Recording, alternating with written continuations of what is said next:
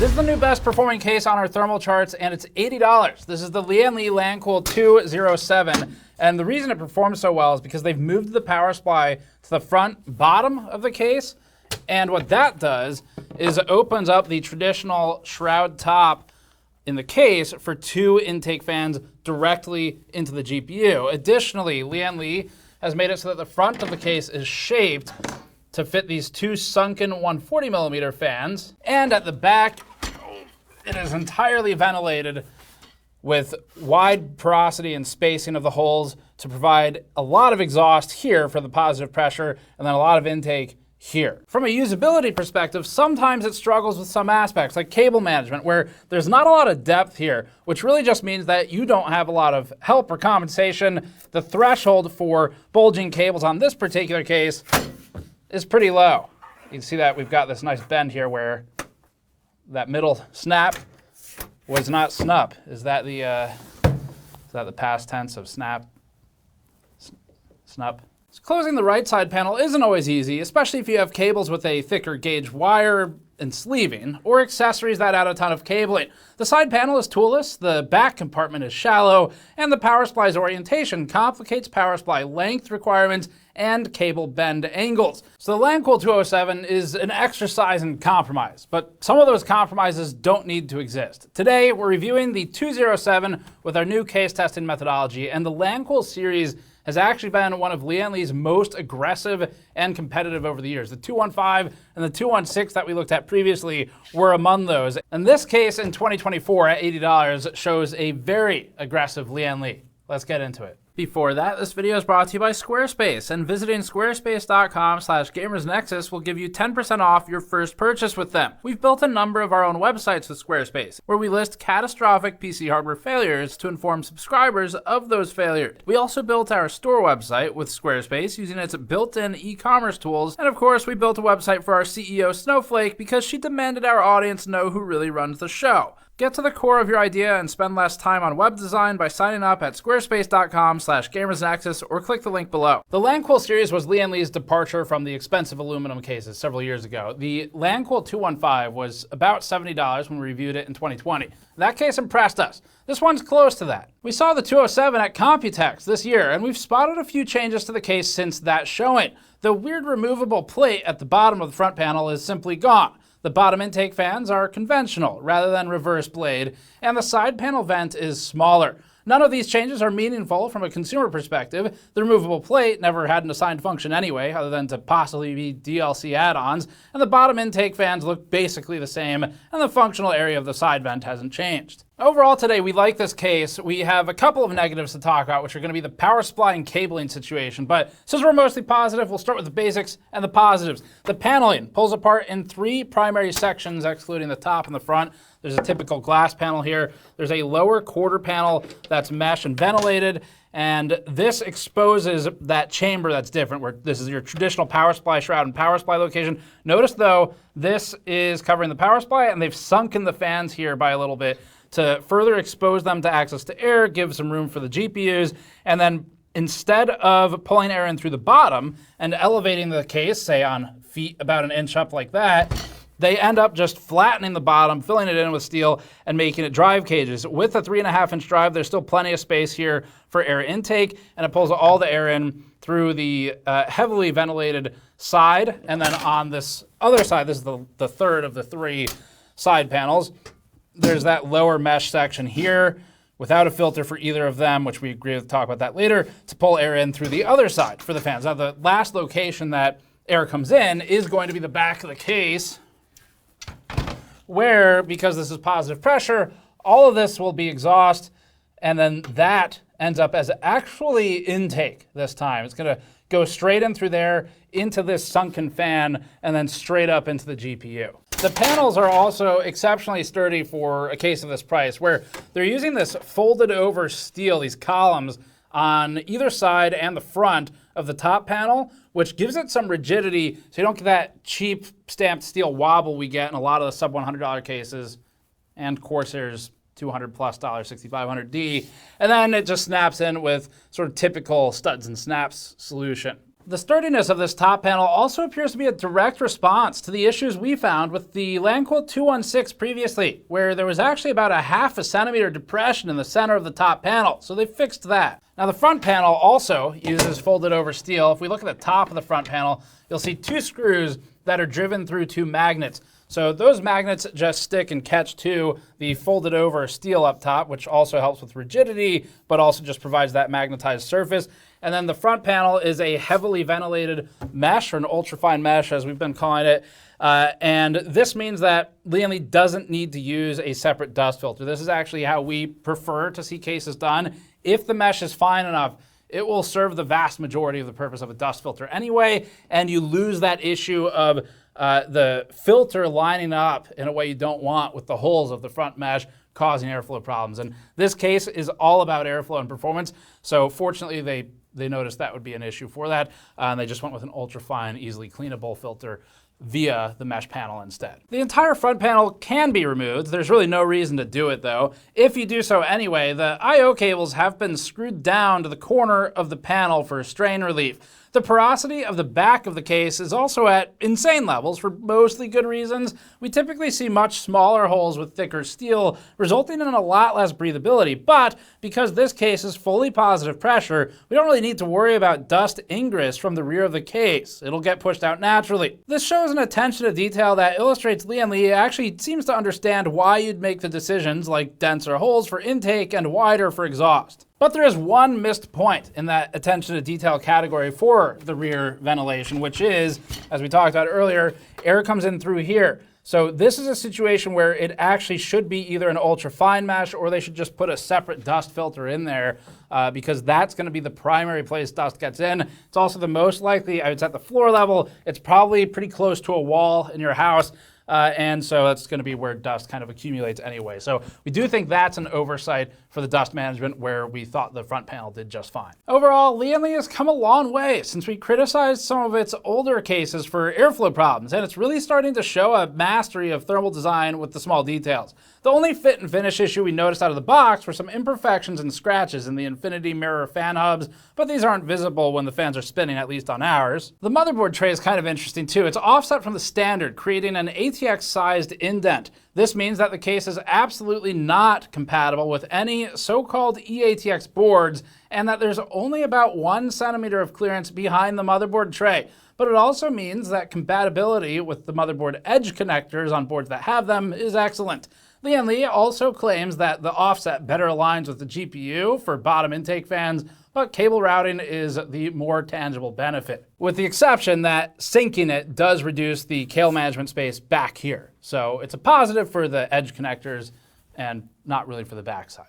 Front I/O is extremely basic. It's 2 USB 3.0 Type A, 1 USB 3.1 Type C, 1 audio jack, and the power button. The flat, flexible Type C cable in particular is the least annoying one we've worked with, so that was nice to see. The case also has a convenient all-in-one front panel connector. However, we'd actually rather see the old-fashioned 2-pin connector here because it's just for the power button. There's no reset button. Typically, these would combine power, reset, and power LED. The case has 2 vibration damped drive mounts in the floor for a single 3.5 or 2.5 inch drive each.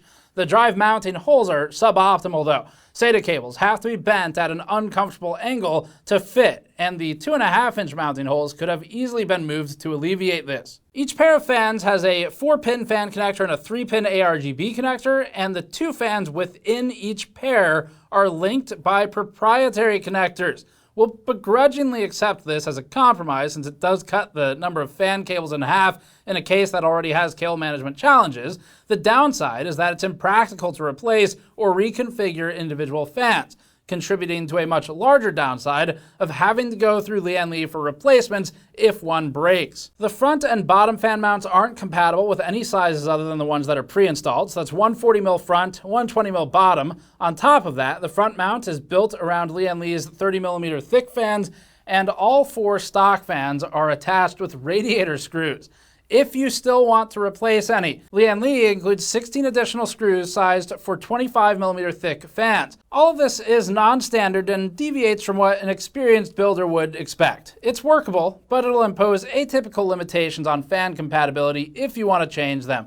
For instance, you typically have 120mm options where 140mm fans install. Here, that's not the case. Now, the downside of this is the same as the upside, which is that there's one less set of fan rails in here to accommodate different sizes. So you can see we've basically just got spots for the four corners to install for 140s, where in a lot of cases you'll see those doubled up rails to accommodate multiple sizes. The downside of that is it's a lot more obstructions. As small as they are, they add up. And so Lian Li's here seems to be going for a, this is the way you build it to get the best airflow, and that's it. And for performance, that's fine with us, as long as it looks good in the thermal section. It's at the cost of flexibility, so it's a very focused airflow approach. Lian Li describes the 207 as a, quote, compact MATX-sized case with ATX compatibility, which is only true by Lian Li standards. The 207 is the same size of a normal mid-tower. It has almost exactly the same dimensions as a Fractal North. In fact, it's really not much different than most of the cases in this comparison shot.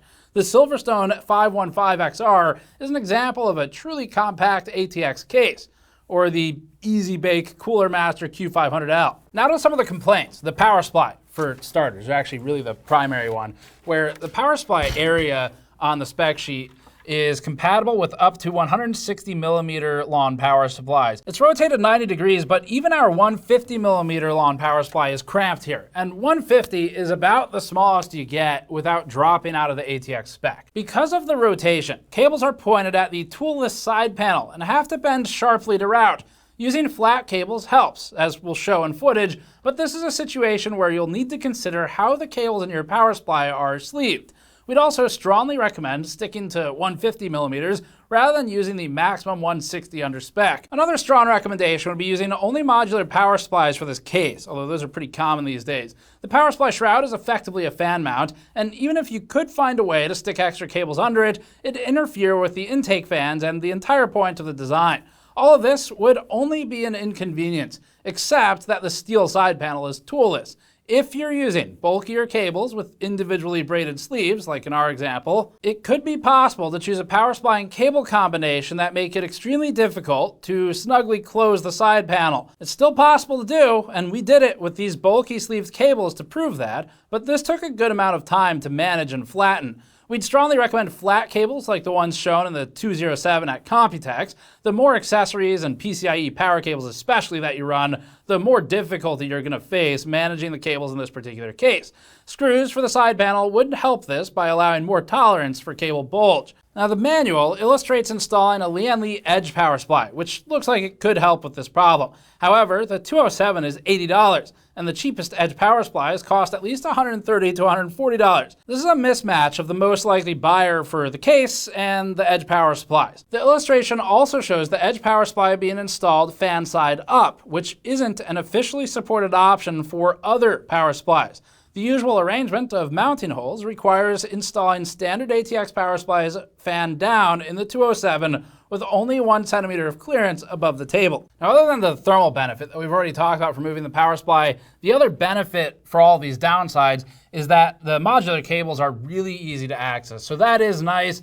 If you want to add one later or you forgot to plug one in, it's a little more accessible. It's just it comes with all those downsides depending on the cables you use and the power supply length. So there is one other downside though with the power supply setup, which is the thermal situation. This thing, we'll try to get a shot of the bottom, is really not that elevated from the table or the floor surface. There's not a lot of depth here to pull air in, and the filter itself is actually consuming like half of the actual available sort of gap in there for breathability. So this is going to put the power supply. I meant to do that. Anyway, the bottom intake. So it's very restricted for the power supply. Now, objectively, it's going to make the power supply hotter. Whether it's too hot is kind of a question we don't currently answer. The answer in most situations is probably no, but it could be better. And one of the things that's made us think about is, as you all know, we've recently revised our testing methodology, but there's something that, because of this case, I might go and add, which is I might attach a thermocouple on the power supply somewhere, maybe a APFC FET or something, and start pulling the power supply internal temperatures as well, just to start testing that in case reviews. It's not something we normally need to do because they're normally pretty exposed. Power supplies are very resilient, A lot of standards test them at 40 to 50 degrees Celsius ambient, so it's not normally needed, but something that's made us think we might do. Either way, suboptimal spacing for the floor for the power supply. The power supply filter is another small design fault. It's easiest to lift the case to remove the filter, which isn't a deal breaker, but could be fixed with a more accessible tab. Back to the cable management side in the back of the case, the attachment points for the built-in Velcro straps are angled so that straps curl over as they're inserted, which is a much bigger quality of life improvement than it sounds like. The manual describes intended cable paths, most of which are obvious, but there are specific routes for 24-pin streamer cables and for CPU 8-pin cables. The 8 pins are held in by plastic hooks. The hooks would work better, we think, if they were flipped, though. There isn't a suggested path for GPU power cables in the manual, but this is something we would have liked to see for new builders. As for vertical GPUs, the expansion slots are bridgeless, so other vertical GPU add-in kits may work, but Lian Li specifically markets its universal 4-slot bracket as demonstrated at Computex. This bracket uses a solution that would block the bottom intake fans, and we don't recommend using it. It's also basically the entire point of buying this case is pure thermal performance. So as soon as you turn that GPU into a vertical GPU, pushes it closer to the glass, you potentially block off those bottom fans, it kind of kills a lot of the point. So we just don't recommend vertical for this one. Finally, for radiators, it may technically be possible to get a 280mm radiator installed in the front of the case, but it'd need to have exactly the right hole placement. Lian Li doesn't claim any formal radiator support anywhere except for the top of the case, and we agree. 120mm wide radiators fit more easily than 140 for the top, which may make CPU power cutouts difficult to reach with the 140 wide ones. And now we're going to get into the thermal testing. So in addition to testing it with all of our standard approaches, we did some optional tests, such as taping off with 2 layers of tape this side vent, just to see if it did anything.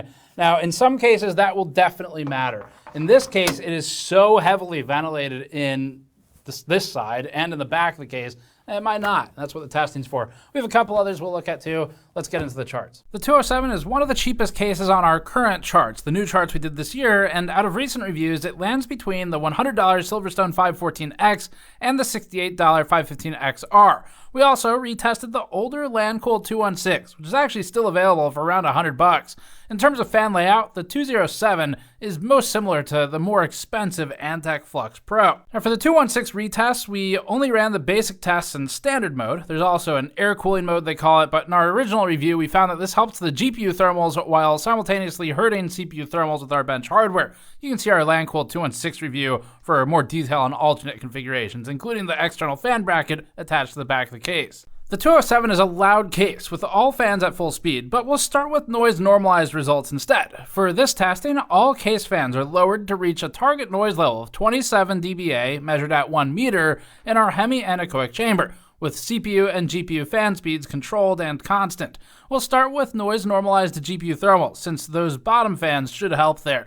The GPU temperature averaged 42 degrees above ambient, 47 on memory, and 55 hotspot. That's 1 degree better than the 216 in each category, but still close. Impressively, the Fractal Torrent remains the leader in this particular test. It's not always true, it won't be in later tests, but it is here. It has its own bottom intake fans that feed the GPU directly, which helps.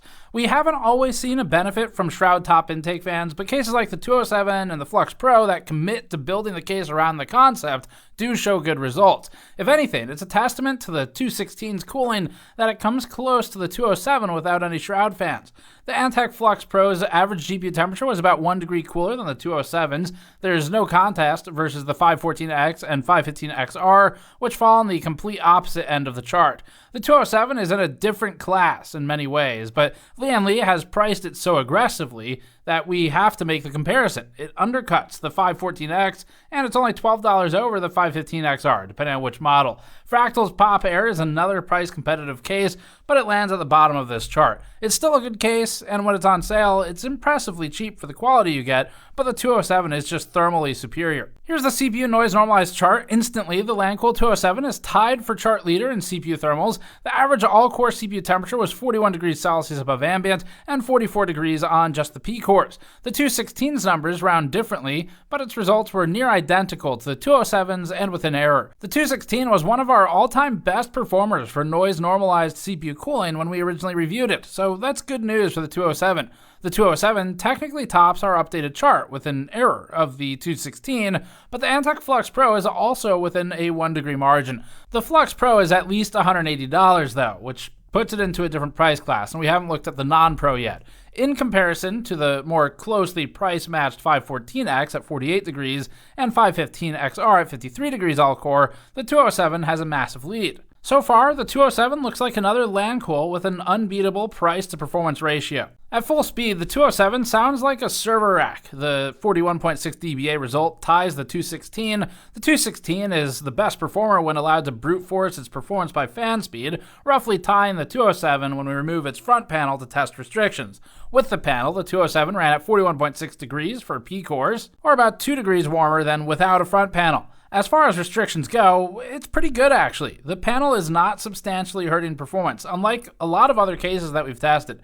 If you buy the optional filter, that would change, but 2 degrees in exchange for something that'll first of all cover the fans but also filter some of the dust, it's really not a bad trade-off. Using 2 layers of gaffer tape over the small mesh section on the steel panel would affect GPU thermals if anything, so it's not surprising that it had no impact on CPU thermals. The 207 at 41.6 degrees ties the Flux Pro for performance. Again though, the noise-normalized results are a better case-to-case comparison. Now for GPU temperatures at full speed. In the same test, the GPU was 38 degrees above ambient. Taping the side panel vent actually did nothing here. We think this is simply because the bottom intake fans have plenty of other ventilation available through the mesh on the opposite side of the shroud and the wide open unfiltered vent at the rear of the case. If these inlets had been compromised in some way or minimized, it might have mattered more to have that opposite side as intake. It still doesn't hurt to have it, and in some configurations it's possible it helps more, but in ours it just didn't really do anything for GPU thermals. GPU thermals effectively tied the Flux Pro, but with some back and forth over the memory and hotspot temperatures. No matter what though, the 207 sits alongside the Torrent and the Flux Pro at the top of this chart. The 216 fell behind here with an average GPU temperature of 43 degrees above ambient, which is still excellent, but not as good as the brute force bottom intake of the 207. Our standardized fan test uses 3 Noctua fans, always the same ones. There's 2 140s front and 1 120 rear exhaust, all at 100% speed. We regularly explain the limitations of this testing because it is imperfect, like most testing, and you can learn about those and our methodology in the link in the description below. This allows us to remove stock fans as a variable and compare just the enclosures. With cases like the 207, the comparison is theoretical, since it doesn't make any sense to replace the stock fans, at least not like this. But viewers request it, so here's the data. Our standard fan configuration was obviously worse for GPU thermals than the stock configuration. With the standard fan, average GPU temperature was 43 degrees above ambient, 48 for the memory, and 56 for the hotspot. On the CPU with standardized fans, we measured CPU temperatures at 38 degrees above ambient, all core, and 42 for the P cores. This is within error of the top scoring Torrent. Mesh fronted cases with straightforward front to back airflow patterns do well in this test, and the 207 CPU thermals are particularly good because the front fan slots are biased high, sending more air above the level of the GPU backplate. We usually try to position the intake fans for a better balance with the GPU thermals, but that's not an option in the 207. The VRM and system memory are located close to the CPU in our test system, so for this chart, it makes sense that a case with good CPU thermals would have good thermals in those 2 categories as well. The 207 slightly outperformed the Flux Pro for the lowest memory temperature for the DDR5 at 21 degrees above ambient, tied with the Torrent. The VRM was tied with the Flux Pro at 27 degrees for the FET that we measure, but that's tied at the top of the chart. The 216 was warmer for both sensors, 23 degrees for the system memory and 28 for the VRM. All right, so like the Lancool 216 and the 215, the 217 is an extremely competitive case primarily because of its price, but it's also one of the best performers thermally. It tops a lot of these charts, or basically ties with some of its closest competition, including Lian Li's own 216 that we've retested. We haven't rerun the 215. But the cases that perform equivalently are more expensive, like the Antec Flux Pro, or they're just older, like the Torrent, and more expensive in that case. And the cases that are in the same general price category that we've tested recently perform worse, like the SilverStone 514X. Lian Li already has some strong self-competition in this area, including, again, the 216, but the 207 is even cheaper than the 216, which typically they have a $20 price difference. Fantex has its new cases from Computex coming out soon, and those should give the 207 some competition, but they're not here yet, and they might end up a little more expensive, but we're not sure. We'll see when that finalizes. The Fractal Pop Air remains a good quality case in terms of build quality, and lately it's been kind of stupidly cheap. We've seen it as low as $60 for the non-RGB variant when it's on sale, which actually has been frequent recently, but it is a completely different class of performance. The 207 holds the new crown for the best performance for the price, and nothing else that we've tested anytime recently is even close when you factor factor in the price. Again, the 2-on-6 is sort of the closest that we've tested recently, but even that is 20 bucks more. The biggest problem with the 207 is the cable management and the power supply fit.